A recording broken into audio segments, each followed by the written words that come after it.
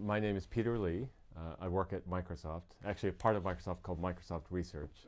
That's a wonderful blue sky research division of the company.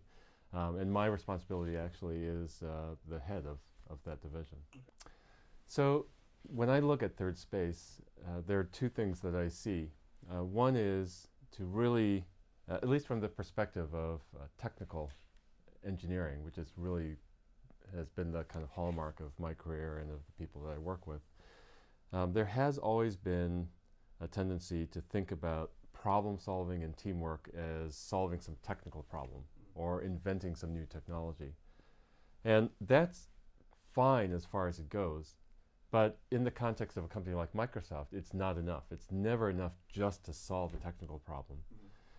What you really want to do is try to create some impact, try to make some person's life better, try to create new business opportunities, try to create new experiences that expand what people imagine is possible. And so I have started to refer those as impact problems as opposed to technology problems.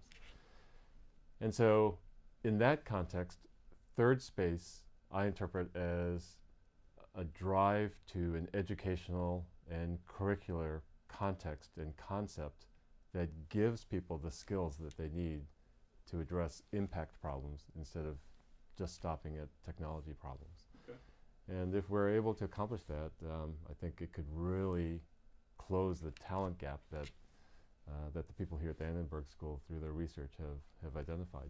There is some small element, in fact, you can be lulled into thinking that this is, that third space is kind of back to basics, back to the heart and soul of liberal education.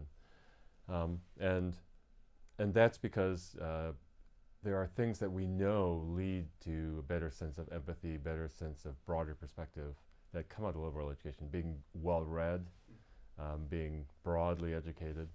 But the thing that's missing in classical liberal education is the kind of end-to-end thinking, being able to kind of be an activist, go out in the world, actually tackle real problems in the real world end-to-end. And that kind of experience coupled with the more classical liberal and communications elements, I think is really a new concept, and one that, just as an employer, someone who tries to hire a lot of creative people, is something that I'm looking for. Okay. Well, I see students today as being intensely idealistic, and the best students that come to a great institution like USC are at some part of their core hoping to join a community of idealists. And so for sure they want to be successful in their lives and their careers. They want to get good jobs. They want to do good things with their studies. But I think there's always something more to that. And so when you're in an environment, I mean, it's just really incredible, the environment that's been created here for the students. What it does is it sort of opens up and makes more real the possibilities that, wow, I can be here with a lot of other people who have some of the same dreams and ideals that I have. And we can all do this together.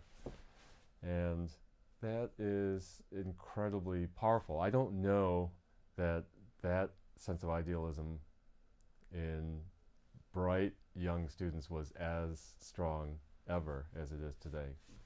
Okay. The very first one on the list in the paper on third space, empathy, I resonate with that so strongly.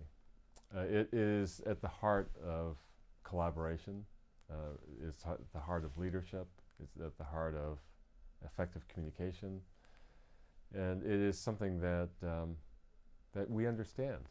And there can be a question, how do you teach empathy, or can it be taught?